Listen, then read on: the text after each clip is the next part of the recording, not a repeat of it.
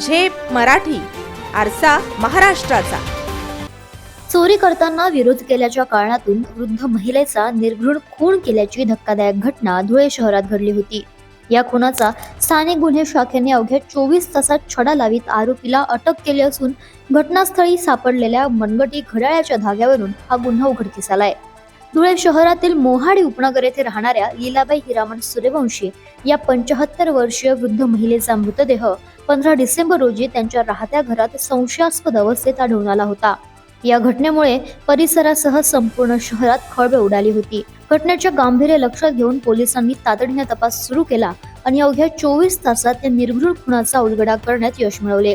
या प्रकरणी 25 वर्षीय सागर राजू कोळी याला ताब्यात घेण्यात आलंय. तपासादरम्यान घटनास्थळी एक मनगटी घड्याळ मिळून आले होते.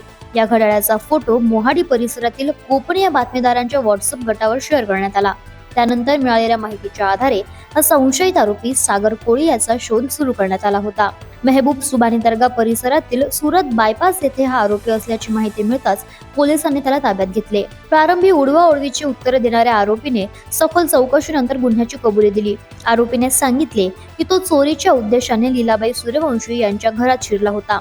गॅस सिलेंडरचे रेग्युलेटर काढत असताना वृद्ध महिला जाग्या झाल्या व त्यांनी प्रतिकार केला. त्यामुळे आरोपीने त्यांना मारहाण करीत स्टीलच्या खुर्पीने गंभीर वार करून त्यांचा खून केला. या प्रकरणाचा पुढील तपास पोलीस अधीक्षक श्रीकांत धिवरे, अप्पर पोलीस अधीक्षक अजय देवरे यांच्या मार्गदर्शनाखाली स्थानिक गुन्हे शाखेचे पोलीस निरीक्षक श्रीराम पवार यांचे पथक करीत आहे. अशाच वेगळ्या आणि ताज्या बातम्यांसाठी पाहत रहा झेप मराठी, आरसा महाराष्ट्राचा. संपादक प्राध्यापक अनिल चव्हाण, धुळे.